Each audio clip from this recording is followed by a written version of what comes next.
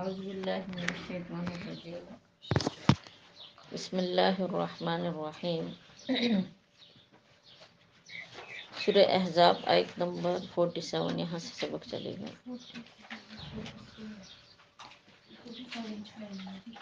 وبشر المؤمنین بأن لهم من اللہ فضلا کبیرا، اور آپ صلی اللہ علیہ وسلم خوشخبری دیجیے، بأن لهم کہ بے شک ان لوگوں کے لیے، من اللہ اللہ کی طرف سے، فضلاً کبیرا ایک بہت بڑا فضل ہے۔ ولا تطع الکافرین، اور آپ کہاں نہ مانے کافروں کا، والمنافقین اور ان منافقوں کا، ودع اور ان کو ان کے حال پر چھوڑ دیجیے، اذاہم ایذا دینا ان کو، وتوکل علی اللہ اللہ کی ذات پر بھروسہ کیجیے، وکفیٰ باللہ وکیلا اور کافی اللہ رب العزت کارساز۔ تو یہاں پر ان آیات میں، یعنی سب سے پہلے تو آپ صلی اللہ علیہ وسلم کی، جیسے کل کے سبق میں ہم نے کچھ صفات پڑھی تھی کہ آپ کے مخصوص صفات کا ذکر تھا۔ اس آیت میں ان صفات کو بیان کرنے کے بعد اللہ رب العزت نے آپ کو حکم دیا کہ اے میرے حبیب، ہم نے آپ کے اندر جتنی صفات پیدا کی ہیں ان صفات کا تقاضا یہ ہے کہ وہ بشر المؤمنین، ان ایمان والوں کو آپ کیا کیجئے، خوشخبری دیجیے۔ ان صفات میں سے سب سے آخری صفت جو ہم نے کل پڑھی تھی کہ وہ سراجم منیرا، کہ آپ صلی اللہ علیہ وسلم تمام انسانیت کے لیے ایک روشن چراغ کی مانند ہے۔ تو کیا مطلب ہے اس کو تھوڑا واضح کرتے ہوئے چلوں۔ دیکھیے، آپ صلی اللہ علیہ وسلم کی جو ذات گرامی ہے، آپ کا جو علم ہے، علم نبوت ہے، اس کی طرف اشارہ ہے کہ آپ جو علم دنیا کے پاس لے کر آئے ہیں، دنیا والوں کے پاس لے کر آئے ہیں، تو اس کی مثال ایک روشن چراغ کی طرح ہے۔ ظاہری بات ہے، اللہ کے پیغمبر صلی اللہ علیہ وسلم کے دنیا میں آنے سے پہلے دنیا میں کفر کا اندھیرا تھا، گناہوں کا اندھیرا تھا۔ اللہ کے حبیب صلی اللہ علیہ وسلم علم نبوت، وحی الہی قرآن پاک یعنی آپ پر نازل ہوا، اس کی مثال اللہ رب العزت نے روشنی کے ساتھ دی ہے۔ اور ساتھ ساتھ دیکھیے، بات بھی ذہن میں رکھیں، یہ جو علم ہے اس کی مثال بھی نور کی طرح ہے، روشنی کی طرح ہے۔ یہ روشنی سب سے پہلے ڈائریکٹ اللہ کے نبی صلی اللہ علیہ وسلم کے قلب مبارک سے منتقل ہوئی صحابہ کے قلبوں کی طرف۔ اسی وجہ سے صحابہ کرام جو تھے وہ امت کے سب سے افضل ترین انسان تھے۔ آپ صلی اللہ علیہ وسلم نے خود حدیث مبارکہ میں یہ بات ارشاد فرمائی کہ خیر القرنی، یعنی تمام زمانوں میں سب سے بہترین زمانہ جو ہے قرنی، وہ میرا زمانہ ہے۔ اس لیے کہ اس میں دیکھیں تو وحی الہی کا سلسلہ جاری تھا، آسمان سے بار بار وحی آتی تھی، وہ بھی باعث برکت تھا۔ اور اس کے ساتھ ساتھ یہ جو اللہ کے پیغمبر کے قلب پر جو انوارات پڑھتے تھے اللہ کی طرف سے، وہ انوارات ڈائریکٹ صحابہ کرام آگے سے کیا کرتے تھے، اس کو وصول کرتے تھے۔ تو یہاں پر دیکھیے ایک اہم بات آپ لوگوں کو یہ سمجھاتے ہوئے چلوں کہ علم دین کو جب تک انسان براہ راست کسی استاد سے حاصل نہ کرے، اس علم کا کوئی فائدہ نہیں ہوتا۔ جیسے دیکھیں آج کل جو دور ہے، جدید دور ہے، انٹرنیٹ کا دور ہے، موبائلوں کا دور ہے، اکثر لوگ جو ہے وہ آپ کو پتہ ہے گوگل کو انہوں نے اپنا استاد بنا کے رکھا ہوا ہے، اور دین کو ریسرچ کرتے ہیں اور اس کو حاصل کرتے ہیں۔ لیکن قرآن کے الفاظ اس بات پر دلالت کر رہے ہیں کہ قرآن کا جو علم ہے، حدیث کا جو علم ہے، دین کا جو علم ہے، اس کی مثال روشن چراغ کی مانند ہے، روشنی کی مانند ہے۔ اور دیکھیں یہ وہی روشنی ہے جو آپ صلی اللہ علیہ وسلم کے قلب مبارک سے صحابہ کے دلوں میں، صحابہ کے دلوں سے تابعین کے دلوں میں، اور تابعین کے دلوں سے تبع تابعین کے دلوں میں یہ روشنی منتقل ہوتی گئی۔ اور اسی طرح یعنی استاد در استاد، استاد در استاد یہ روشنی منتقل ہوتی ہے آج تک، یعنی آنے والے متبعین کو۔ تو دین ایک ایسی چیز ہے کہ جب تک کسی استاد کے سامنے انسان دو زانو ہو کر نہ بیٹھیں، براہ راست اس سے علم حاصل نہ کریں، تو باقی جتنے بھی ذرائع علم حصول کے ہیں اس سے بے شک ہمیں معلومات تو مل سکتی ہے، لیکن اس کو علم نہیں کہیں گے۔ ٹھیک ہے نا؟ انٹرنیٹ کے ذریعے سے دیکھیں جو لوگ علم حاصل کرتے ہیں، اس کو سیکھنے کی کوشش کرتے ہیں، تو اس کے بارے میں ہمارے جو اکابرین ہیں وہ فرماتے ہیں کہ بھئی ان کو معلومات تو مل جائیں گی، لیکن اس کو علم کا نام نہیں دیں گے کہ یہ بندہ عالم ہے۔ اور صرف تنہا اپنے مطالب کو، یعنی اگر کوئی شخص ہے کہ وہ کسی استاد کے آگے بیٹھتا نہیں ہے اور صرف وہ یعنی مطالعہ کرتا ہے گھر ہی میں، مطلب مختلف تفاسیر اور احادیث مبارکہ، ظاہری بات ہے نچوڑ موجود ہے ہمارے پاس کتابوں کا، اگر وہ اس کو پڑھتا ہے تو اس کو بھی معلومات تو کہیں گے لیکن اس کو علم نہیں کہا جاتا۔ علم ایک ایسی چیز ہے جس کو اللہ رب العزت نے قرآن کے اندر بیان کیا کہ دیکھو یہ علم ہم نے اللہ کے حبیب کے قلب پر، وہ انوارات ہم نے اتارے، ذریعہ بنے حضرت جبرائیل علیہ السلام، اور وہی انوارات صحابہ کے دلوں کے اندر منتقل ہوئے، وہی انوارات آگے پھر مطلب درجہ بدرجہ انسانوں تک منتقل ہوئے آج تک۔ اگر کسی استاد کے سامنے بیٹھ کر علم کو ہم حاصل نہیں کریں گے تو ہمارے دلوں کے اندر جو علم کا نور ہے وہ کبھی بھی نہیں آ پائے گا۔ اس کے پھر کچھ نقصانات ہوتے ہیں۔ اگر کسی استاد کے سامنے ہم نہیں بیٹھتے تو اول تو سب سے پہلے اللہ پاک اس دین کے بات پر عمل کرنے کی توفیق عطا نہیں کرتے۔ دوسری بات یہ ہے کہ وہ بات ہمارے دلوں پر اثر انداز نہیں ہوتی، یعنی ہم سن تو لیتے ہیں وقتی طور پر، ہمیں اچھا تو لگتا ہے کہ بھی اچھا بیان تھا، مطلب اچھی تفسیر تھی، لیکن یہ ہے کہ ان چیزوں کے براہ راست جو انوارات دیکھیے ہمارے دلوں تک اللہ کے حبیب صلی اللہ علیہ وسلم کے وہی انوارات اب تک ہمارے دلوں میں آتے ہیں، اور آگے جا کے جو اب تک منتقل ہوتے ہیں اور آپ سے آگے جا کے جو منتقل ہوتے ہیں وہ چیز ریکارڈنگوں میں، وہ چیز موبائلوں میں نہیں ہوتی۔ تو ہمارا خود طریقہ کار ہے، خیر کہ مطلب کلاسوں کی ریکارڈنگ ہوتی ہے، لوگ سنتے ہیں، یہ ہے، لیکن وقتاً فقتاً اپنی تمام کلاسز میں یہ بات کرتی ہوں کہ بھئی براہ راست جتنا سیکھ سکتے ہو نزدیک جا کے اس کو سیکھو، اس لیے کہ علم کا فائدہ تب ہی ہوتا ہے جب ہم کسی کے آگے دوزانوں ہو کر بیٹھیں، ہمارے دل کے اندر علم کی قدر، اللہ اس پر عمل کی توفیق، اخلاص نیت، اللہ کے ساتھ محبت، سنت رسول صلی اللہ علیہ وسلم پر عمل، یہ چیزیں ایسی مجلسوں سے آتی ہے۔ اس کے لیے ہم گھر سے نکلیں، اہتمام کریں، ہم بیٹھیں، ہم اس کو سیکھیں، تو اللہ پاک اس میں اتنی برکتیں عطا کرتے ہیں کہ اس کے ذریعے سے رب کریم ہمارے دلوں کو پلٹ لیتے ہیں۔ لیکن بہرحال جدید دور ہے تو اس کے موافق ظاہری بات ہے پھر کچھ اپنے اساتذہ کے حکم سے کچھ ایسے کام کرنے پڑتے ہیں کہ مطلب جو ضروری ہے، اس لیے کہ دیکھیں آج کل گمراہی بڑھ رہی ہے، فتنہ بڑھ رہا ہے۔ اگر اس دور میں علماء جو ہے اسی طرح اپنے کاموں کو بند کر کے بیٹھ جائے اور اس جدید ٹیکنالوجی سے وہ فائدہ نہ اٹھائے تو پھر گمراہی مزید بڑھے گی، لوگوں کو گناہوں میں ملوث ہونے کا موقع مزید ملے گا۔ تو اس وجہ سے یعنی کچھ مجبوریوں کے تحت ان تمام چیزوں کو آج کل تمام مدارس، مطلب زیادہ تر مدارس اس کو اپنا رہے ہیں، اور اس کا مقصد صرف اور صرف کیا ہے کہ لوگ جو ہے وہ گناہوں سے رک جائے، اپنے دین کو پہچانیں، اپنے اللہ کو پہچانیں، اپنے رسول کو پہچانیں۔ تو آیت میں خیر آپ صلی اللہ علیہ وسلم کو اللہ پاک نے حکم دیا ہے کہ اے میرے حبیب، ایمان والوں کو خوشخبری دیجئے کہ بِأَنَّ لَهُم مِّنَ اللَّهِ فَضْلًا كَبِيرًا، کہ اللہ کی طرف سے ان کے لیے ایک بہت بڑا فضل ہے۔ فضل کو قرآن نے علم کے ساتھ بھی تعبیر کیا ہے کہ اگر کوئی شخص علم دین سیکھتا ہے تو اس پر اللہ کا بہت بڑا احسان ہے، بہت بڑا فضل ہے۔ فضل کو اللہ پاک نے قرآن کے اندر ایمان سے بھی تعبیر کیا ہے کہ جن لوگوں کو اللہ رب العزت نے یعنی لا الہ الا اللہ محمد الرسول اللہ اس کلمے کی ہدایت نصیب کی ہے، یعنی وہ مومن ہے، وہ ایمان والے ہیں، تو یہ بھی اللہ کی طرف سے کیا ہے، ہمارے اوپر ایک بہت بڑا فضل ہے۔ فضل کو قرآن پاک نے امت محمدی صلی اللہ علیہ وسلم سے بھی تعبیر کیا ہے کہ جس انسان کو میں نے آپ کی امت میں پیدا کیا ہے تو اے میرے حبیب یہ میرا ایمان والوں پر کیا ہے، بہت بڑا فضل ہے۔ اور فضل کو تفاسیر میں آتا ہے کہ فضل کو رب کریم نے جنت سے بھی تعبیر کیا ہے کہ میں انسان کو جنت میں داخل کروں گا، یہ بھی اللہ کا بہت بڑا فضل ہے۔ اس لیے کہ دیکھیں ہم اپنے اعمال کے ذریعے سے جنت میں داخل نہیں ہو سکتے، ہم بتائیں جنت میں داخل ہوں گے تو کس سے داخل ہوں گے؟ اللہ کی رحمت سے داخل ہوں گے۔ حدیث پاک میں آتا ہے کہ آپ صلی اللہ علیہ وسلم نے ارشاد فرمایا صحابہ کے مجمع میں کہ کوئی بھی انسان جنت میں اپنے عمل کے ذریعے سے داخل نہیں ہو سکتا۔ تو کہتے کسی صحابی نے پوچھا کہ یا رسول اللہ آپ بھی، یعنی آپ بھی؟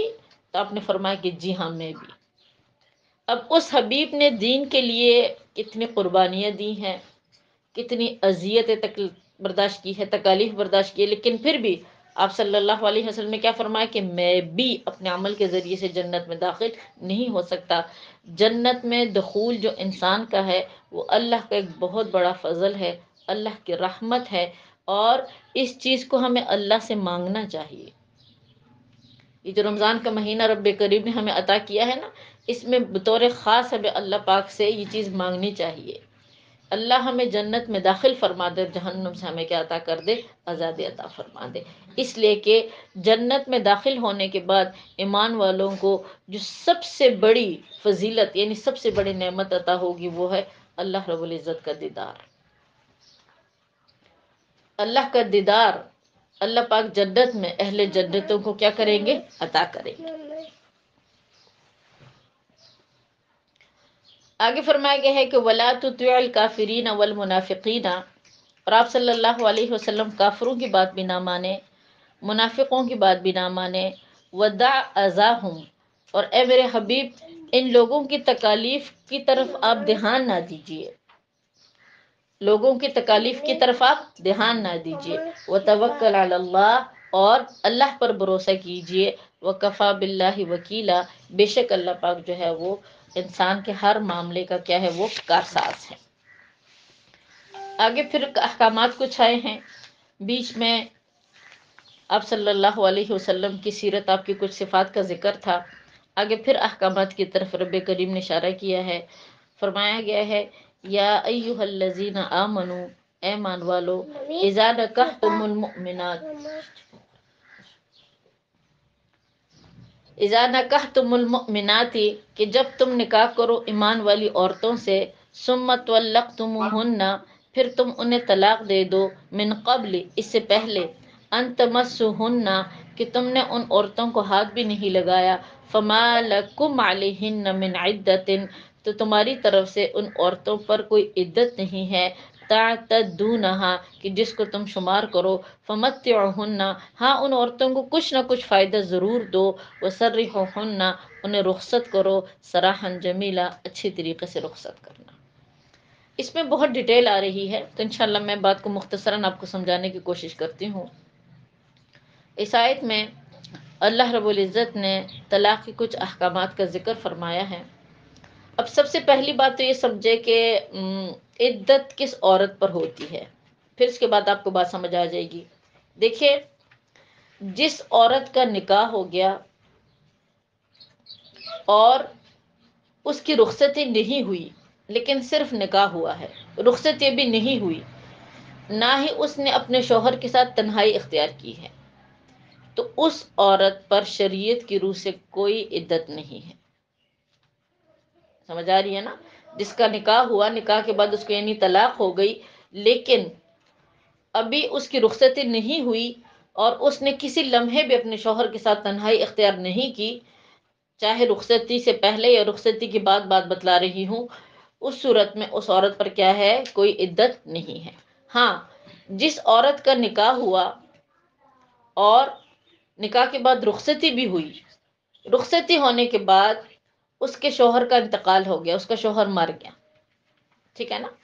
اس کا شوہر مر گیا تو اس عورت پر عدت لازم ہے، چاہے تنہائی ہوئی ہو یا پھر تنہائی نہ ہوئی ہو۔ اس بات کو سمجھنے کی کوشش کیجیے گا۔ اب طلاق کی دیکھیے 3 اقسام سورہ بقرہ میں اللہ رب العزت نے ذکر کی ہے۔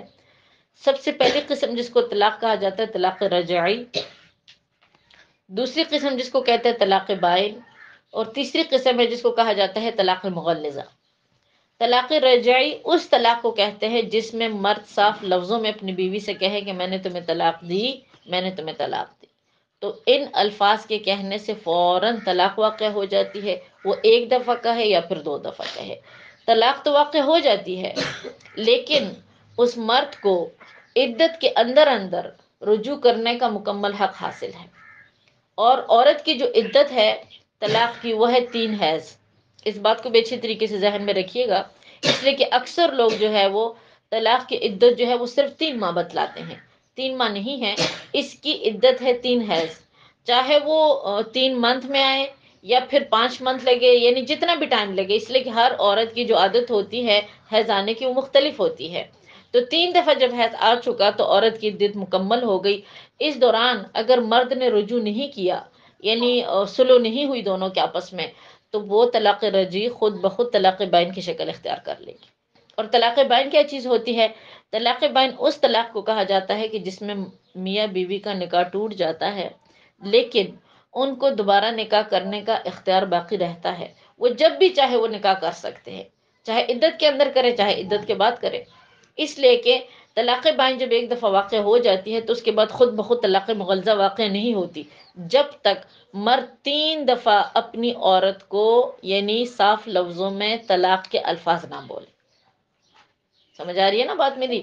طلاق بائن میں نکاح ٹوٹ جاتا ہے، طلاق رجعی میں رجوع کرنے کا حق مرد کو باقاعدہ مطلب عدت کے اندر اندر اس کو حق رہتا ہے کہ وہ اپنی بیوی سے رجوع کرے۔ لیکن یہ بات ذہن میں رکھیں، جس مرد نے اپنی بیوی کو طلاق رجعی دی، ایک دفعہ لفظ الفاظ کہیں یا پھر 2 دفعہ الفاظ کہیں، اس مرد کے پاس پوری زندگی ایک لفظ کہنے کا اختیار باقی رہ جائے گا، یعنی ایک دفعہ طلاق کہنے کا لفظ یہ جو ہے نا، اس بات کا اختیار رہ جائے گا۔ وہ زندگی میں جب کبھی غلطی سے سوئے ہوئے اٹھے ہوئے بیٹھتے ہوئے چلتے پھرتے جس لمحے میں بھی وہ طلاق دے گا تو عورت کو یعنی عورت کو جو ہے فوراً طلاق مغلظہ واقع ہو جائے گی، پھر مزید گنجائش نہیں ہوگی۔ بہرحال طلاق بائن میں نکاح ٹوٹ جاتا ہے، نکاح باقاعدہ رہتا ہے۔ اب کچھ صورتیں ہوتی ہے، جیسے اگر عورت کی طرف سے طلاق کا مطالبہ ہو جس کو خلو کہا جاتا ہے، اس سے بھی طلاق بائن واقع ہوتی ہے، نکاح ٹوٹ جاتا ہے۔ اسی طرح طلاق رجعی کی عدت جب مکمل ہو جاتی ہے تو اس سے بھی طلاق بائن واقع ہو جاتی ہے، یعنی نکاح ٹوٹ جاتا ہے۔ اسی طرح اظہار کے الفاظ کہنے سے، اظہار کا ذکر ہم نے سورت کے شروع میں پڑھا تھا کہ اگر کوئی مرد اپنی بیوی کو اپنی ماں کی پوشیدہ اعضاء کے ساتھ تشبیہ دے تو اس صورت میں بھی اظہار واقع ہو جاتا ہے، اور اظہار کا حکم یہ ہوتا ہے کہ اس میں بھی طلاق بائن واقع ہو جاتی ہے۔ اور طلاق بائن کا کیا حکم ہے کہ نکاح ٹوٹ جاتا ہے، دوبارہ میاں بیوی کو جدید نکاح کرنا پڑے گا اگر وہ کرنا چاہے تو، اگر وہ نہ کرنا چاہے تو ان کی مرضی، لیکن اگر وہ کرنا چاہے تو اب ان تمام صورتوں میں آپ عدت کو سمجھیں۔ دیکھیں اس کے بارے میں عدت کی 2 قسمیں ہیں۔ اگر ایسی عورت ہے کہ جس کو حیض آتا ہے تو طلاق کی جو عدت ہے وہ 3 حیض ہے۔ ایک سیکنڈ ذرا آپ لوگ نہیں، وہ پھر عدت میں بھی وہ پردہ ہی ہوتا ہے نا، عدت میں جب بیٹھتی ہیں تو میرے باہر نہ نکلا کرے، ہاں جی، بغیر ضرورت کے گھر سے۔ جی، ایک تو باہر نکلنا، دوسرا زیادہ ضعیف یا بیمار ہیں، ان کا فوت ہو گئے، ان کے رشتے دار تو نہیں دیکھ سکتے، ان کو پوچھ نہیں سکتے۔ نہیں دیکھیے، یہ جو عدت کے دوران اکثر لوگوں کے ذہن میں یہ بات ہے کہ عدت کے دوران ہمارے اوپر پردہ لازم ہے۔ پردہ تو ایک ایسی چیز ہے نا جو عام حالت میں بھی لازم ہے، ٹھیک ہے نا، اس کا تعلق عدت کے ساتھ نہیں ہے کہ ہم سمجھتے ہیں کہ عدت ہی میں نہ ہم دیور سے مل سکتے ہیں یا مطلب باقی جو رشتہ دار وغیرہ ہے اس طرح ان سے مل نہیں سکتی، یہ بات غلط ہے۔ وہ پردہ عام حالت میں بھی ہے اور عدت میں بھی ہے۔ ہاں، نہیں کچھ ہوتی ہے نا، تو نہیں ہمارا معاشرہ تو یہی ہے نا، جی مطلب زیادہ ہاں جی، عدت میں کرتے ہیں، پردہ کم کرتے ہیں لوگ، جی جو کچھ بہت ضعیف ہو جاتے ہیں نا، دیر بندہ ان سے ملنا چاہ رہا ہے، بڑے بیمار ہے، پوچھو، ہاں جی، وہ مل سکتے ہیں۔ دیکھیں اگر عورت اس عمر تک پہنچ گئی ہے تو پھر اس صورت میں اگر کوئی بھی ایسا بندہ ہے کہ اس کے اوپر پردے کے احکامات، جیسے 70 تک پہنچ گئی عورت، آج کل تو 60 والی بھی اللہ ماشاء اللہ جوانی ہوتی ہے، لیکن 70 سال تک پہنچ گئی، 75 تک، تو پھر اس صورت میں یہ ہوتا ہے کہ اگر ان سے کوئی بھی ملنا چاہے مل تو سکتے ہیں، لیکن وہ بغیر اجازت کے گھر سے نہ نکلے، ٹھیک ہے نا۔ چلے انشاءاللہ سبق مکمل کرتے ہیں، پھر آپ کو کچھ پوچھنا ہے تو آپ کلاس کے بعد پوچھیے گا۔ تو یہاں پر آپ کو بتلا رہی تھی کہ طلاق کی جو عدت ہے وہ 3 حیض ہے اس عورت پر کہ جس عورت کو حیض آتا ہے،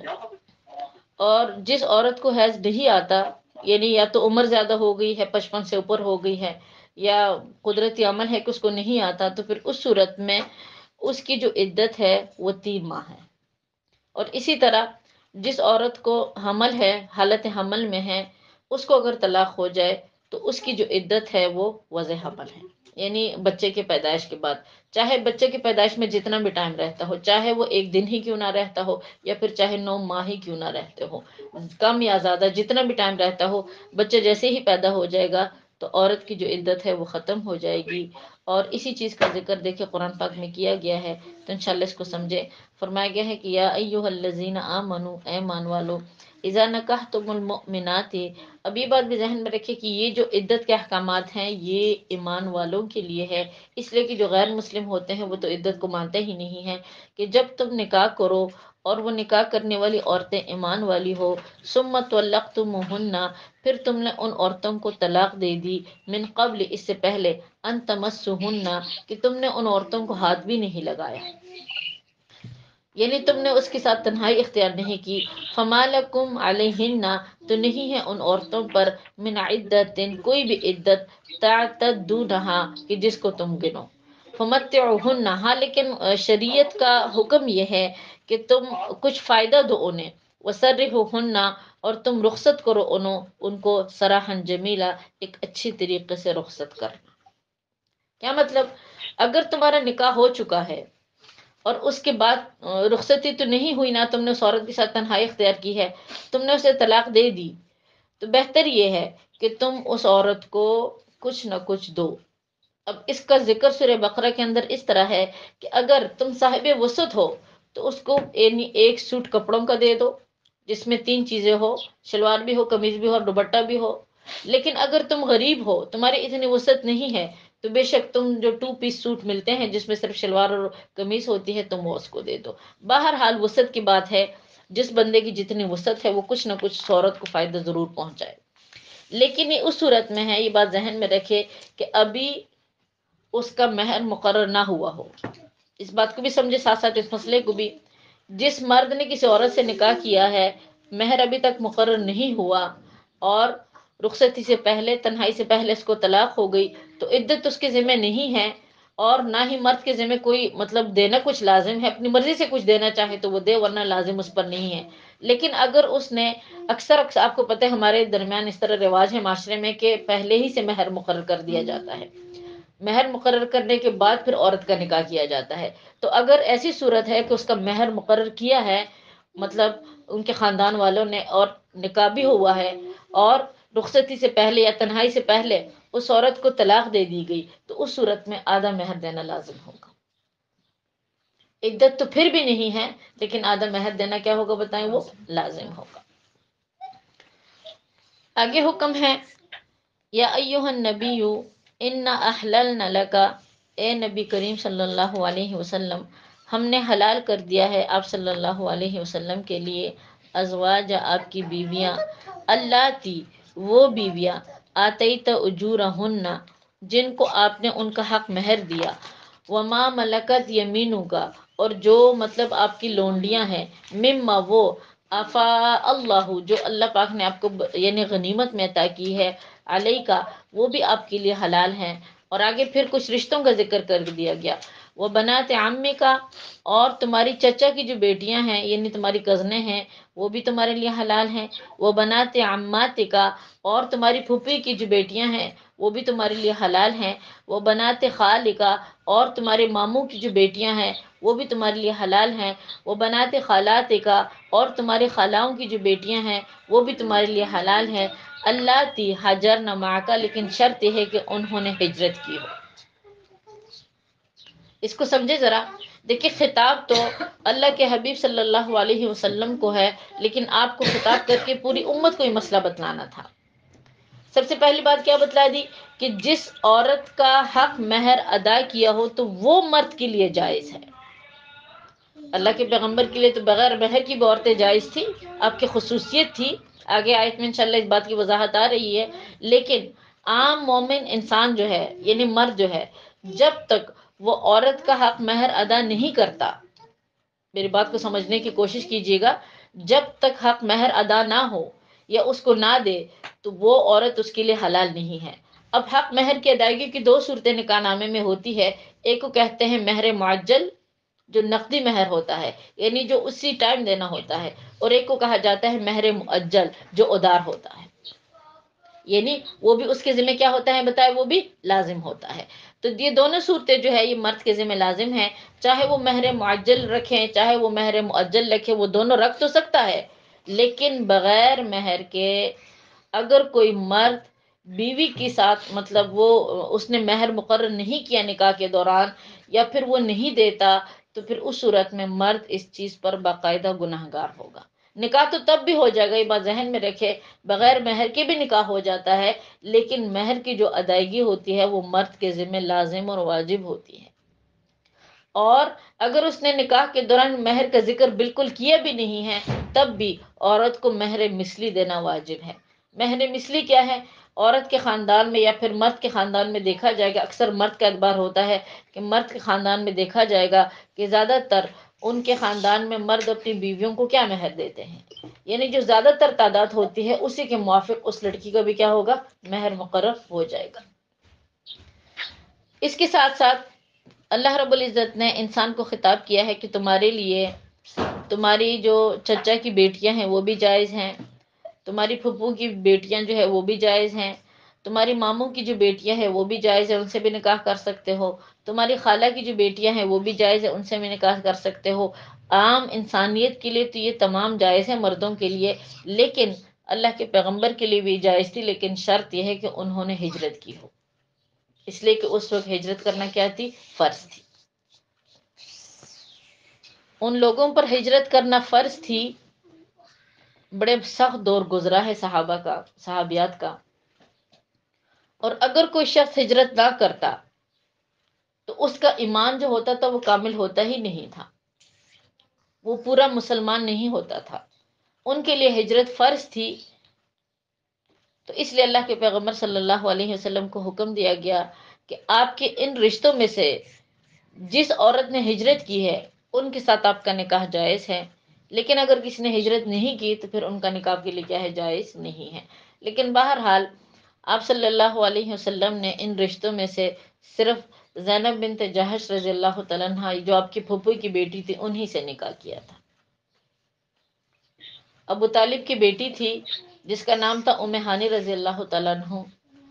ان کو بھی آپ نے نکاح کا پیغام دیا تھا۔ اس ٹائم انہوں نے کہا کہ یا رسول اللہ میرے بچے چھوٹے ہیں، فی الوقت میں ذہنی طور پر نکاح کے لیے تیار نہیں ہوں، انہوں نے یعنی آپ کا پیغام قبول نہیں کیا۔ پھر جب ان کے بچے بڑے ہو گئے تو پھر اس ٹائم انہوں نے خود اللہ کے پیغمبر صلی اللہ علیہ وسلم کو نکاح کا پیغام دیا، لیکن آپ علیہ السلام نے پھر قبول نہیں کی۔ اس کی وجوہات تھی، کچھ علماء تو فرماتے ہیں کہ وہ جو عورت ام ہانی جو تھی انہوں نے ہجرت نہیں کی تھی، اور ام ہانی فتح مکہ کے موقع پر مسلمان ہوئی تھی۔ فتح مکہ کے بعد تو پھر ہجرت ختم ہو گئی تھی، ہجرت کا سلسلہ تو اس سے پہلے تھا، تو اس وجہ سے آپ صلی اللہ علیہ وسلم نے فتح مکہ کے بعد جب وہ مسلمان ہوئی اور انہوں نے آپ علیہ السلام سے نکاح کرنا چاہا تو پھر آپ علیہ السلام نے منع کر دیا کہ نہیں اب میں مطلب نہیں کر سکتا۔ اور اسی طرح آگے دیکھیے، اگلے مسئلے کو سمجھے کہ وَامْرَأَةً مُؤْمِنَةً، اگر کوئی بھی ایمان والی عورت ان وہبت نفسہا، وہ ہبہ کرے اپنے نفس کو، للنبی، نبی کریم صلی اللہ علیہ وسلم کے لیے، ان اراد النبی، اور آپ صلی اللہ علیہ وسلم ارادہ بھی کرے، ان یستنکحہا، کہ اس کے ساتھ نکاح کر لے، تو آپ کر سکتے ہیں، لیکن قرآن نے قید لگا دی، خالصۃ لک من دون المؤمنین، یہ حکم بطور خاص اے میرے حبیب آپ صلی اللہ علیہ وسلم کے لیے ہے، اس لیے کہ اس میں خصوصیت تھی اللہ کے پیغمبر کی۔ نفس کو ہبہ کرنے کا کیا مطلب کہ اگر کوئی عورت کہے کہ یا رسول اللہ مجھے مہر کی طلب نہیں ہے، مہر کی خواہش نہیں ہے، میں اپنے نفس کو آپ کو ہبہ کرتی ہوں، آپ میرے ساتھ کیا کر لے، نکاح کر لے، تو اگر اللہ کے پیغمبر اللہ پاک نے حکم دیا اگر آپ چاہے تو آپ ان کے ساتھ کیا کریں، آپ نکاح کر لیں۔ اور یہ حکم بطور خاص کس کے لیے تھا، آپ صلی اللہ علیہ وسلم کے لیے تھا، لیکن یہ بات آپ کو بتلاتی ہوئی چلوں کہ اللہ کے پیغمبر صلی اللہ علیہ وسلم کو بہت ساری عورتوں نے اپنے نفس سے بکیا، لیکن آپ نے کسی کو قبول نہیں کیا، اور آپ نے ایک سنت جاری کر دی کہ مہر کی ادائیگی کرو، سمجھ آ رہی ہے نا، مہر تو واجب بھی ہے، اس کا ثبوت قرآن کے اندر سے بھی ہے، لیکن سنت رسول صلی اللہ علیہ وسلم سے بھی ہے، اور ساتھ ساتھ حکم دیا کہ بطور خاص مہر کے ذریعے سے تم نکاح کرو، یہی میری سنت ہے، اور میں اپنی امت کو بھی اسی چیز کا کیا کروں گا، حکم دوں گا۔ بہت ساری عورتوں نے اپنا نفس ہبہ کیا، اس لیے کہ اللہ کے پیغمبر کی صحبت ہی انسان کے لیے کافی تھی، لیکن اللہ کے حبیب نے تمام کو ٹکرا دیا، حالانکہ آپ کے لیے جائز تھا، اگر آپ کرنا چاہتے ان کے ساتھ نکاح تو آپ کر سکتے تھے۔ قد علمنا ما فرضنا، تحقیق جان لیا ہم نے، ما فرضنا، جو مقرر کیا ہم نے، علیہم ان پر، فی ازواجہم، ان کی بیویوں کے بارے میں، وما ملکت ایمانہم، اور جو عورتیں مالک ہوئی، یعنی جو آپ کی لونڈیاں ہیں، لکی لا یکون علیک حرج،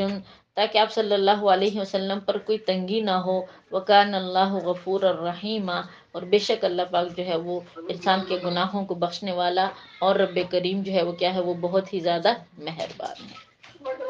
بس یہاں تک کافی، جمعے کا دن ہے، ایک دو حدیثیں پڑھ لیتے اس کے بعد دعا کر لیں۔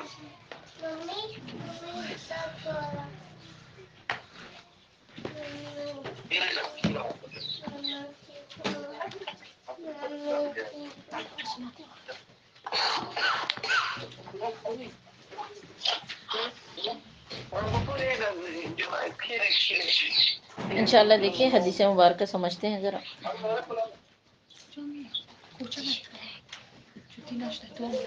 اعوذ باللہ من الشیطان الرجیم، بسم اللہ الرحمن الرحیم،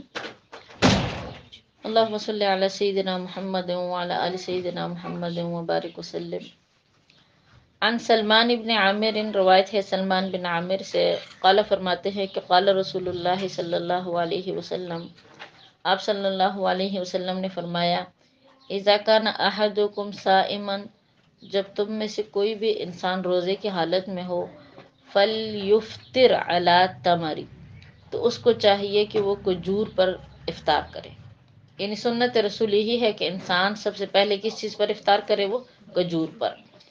فَإِن لَّمْ يَجِدْ تَمْرًا، اور اگر تم کھجور نہ پاؤ، فَعَلَى الْمَاءِ، تو اس صورت میں تم افطار کس سے کرو، پانی کے ذریعے سے کرو، اس لیے کہ فَإِنَّ الْمَاءَ طَهُورٌ، اللہ پاک نے پانی کو انسان کے لیے روحانی طور پر بھی اور جسمانی طور پر بھی پاکی کا ذریعہ بنایا ہے۔ عن انس، روایت ہے انس سے، قال فرماتے ہیں کہ کان النبی صلی اللہ علیہ وسلم، تھے نبی کریم صلی اللہ علیہ وسلم، یفطر قبل ان یصلی، آپ صلی اللہ علیہ وسلم مغرب کے نماز پڑھنے سے پہلے ہی افطاری فرماتے تھے، علی رطبات، آپ علیہ السلام کی عادت مبارکہ تھی کہ آپ چند کھجوروں کے ذریعے سے افطاری فرماتے تھے، اور وہ جو کھجوریں تھی وہ تر و تازہ ہوتی تھی۔ فَإِن لَّمْ تَكُن رَطُبَاتٍ، اور اگر آپ کو میسر نہ ہو تازہ کھجوریں، فَتُمِرَاتٌ، تو آپ خشک کھجوروں سے روزہ افطار فرماتے تھے۔ فَإِن لَّمْ تَكُن تُمِرَاتٌ، اور اگر خشک کھجوریں بھی بعض اوقات میسر نہ ہوتی، تو حساسات من ماء، پانی کے چند گھونٹ، یعنی آپ پی کر اپنے روزے کو کیا کرتے تھے، وہ افطار کرتے تھے۔ تو بہرحال سنت رسول صلی اللہ علیہ وسلم یہی ہے کہ انسان ہمیشہ کھجور کے ذریعے سے روزہ افطار کرے، اور اگر کھجور میسر نہ ہو تو پھر اس صورت میں کس سے کرے، وہ پانی کے ذریعے سے کرے، اسی میں شفا ہے، اسی میں خیر ہے، اور یہی ہمارے حبیب ہمارے پیغمبر کی سنت ہے۔ عن معاذ بن زہرہ، روایت ہے معاذ بن زہرہ سے، انہ بلغہ، انہیں یہ حدیث پہنچی، ان النبی صلی اللہ علیہ وسلم، کہ بے شک آپ صلی اللہ علیہ وسلم، کان اذا افطرا، جب بھی آپ اللہ کے پیغمبر افطار فرماتے، قال، تو آپ اللہ سے دعا کرتے، اللہم لک صمت، اللہ ہم نے اپنا روزہ آپ کے لیے رکھا، وعلی رزقک افطرت، اور اللہ ہم اپنے روزے کو افطار کرتے ہیں آپ ہی کے رزق پر۔ یہ تو دعا ہے جو میرے خیال میں سب کو آتی ہوگی، اور اس دعا کا ثبوت سنت سے بھی ہے۔ عن ابن عمر، روایت عبداللہ بن عمر سے، قال فرماتے ہیں، کان النبی صلی اللہ علیہ وسلم، آپ صلی اللہ علیہ وسلم کی عادت مبارکہ تھی، اذا افطرا، جب اللہ کے پیغمبر افطار فرماتے تھے، قال، تو یہ دعا پڑھتے تھے، ذہب ظمآن، کہ پیاس ختم ہو گئی، اور وابتلت العروق، اور خشک رگیں جو ہے وہ تر ہو گئی، وثبت الاجر، اور ہمارا اجر جو ہے وہ اللہ کے پاس ثابت رہا، انشاءاللہ اگر اللہ نے چاہا۔ یعنی پیاس کی وجہ سے جو تکلیف ہم نے کچھ دیر اٹھائی، افطار کرتے ہی وہ تکلیف ختم ہو گئی، اب نہ پیاس باقی رہی، نہ رگوں میں خشکی باقی رہی، انشاءاللہ آخرت میں یہ جو اجر ہے اللہ پاک اس کو ہمارے لیے ثابت اور قائم رکھیں گے۔ عن زید بن خالد، روایت ہے زید بن خالد سے، قال رسول اللہ صلی اللہ علیہ وسلم، آپ صلی اللہ علیہ وسلم نے فرمایا، من فطر صائما، جو بھی کسی روزے دار کو افطاری کروائے، اور جہز غازیا، یا کسی بھی غازی کو یعنی اس کے لیے وہ سامان تیار کرے، فلہ مثل اجرہ، تو اس کے لیے اسی کے مانند ثواب ہے۔ جو کسی بھی روزے دار کو روزہ افطار کروائے تو جتنا ثواب اس بندے کو ملنا تھا تو اللہ پاک اس کے اعمال میں بھی اتنا ہی ثواب کیا کر دیتے ہیں، لکھ دیتے ہیں۔ اور اگر کسی بھی مجاہد کے لیے کوئی بندہ ساز و سامان کا بندوبست کرے تو اس صورت میں بھی رب کریم جہاد پر جانے کے بعد جتنا ثواب اس کو عطا کریں گے تو اس شخص کو بھی اللہ پاک اتنا ہی ثواب عطا کریں۔ وآخر دعوانا الحمد للہ رب العالمین۔